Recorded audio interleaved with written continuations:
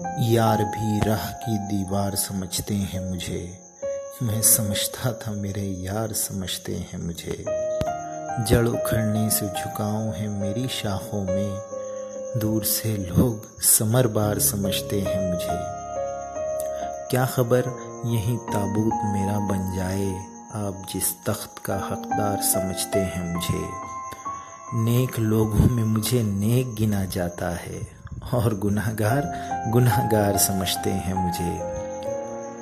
मैं तो खुद बिकने को बाजार में आया हूँ और दुकानदार खरीदार समझते हैं मुझे।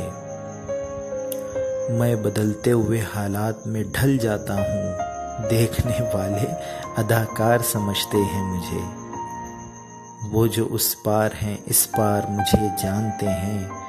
ये जो इस पार है उस पार समझते हैं मुझे।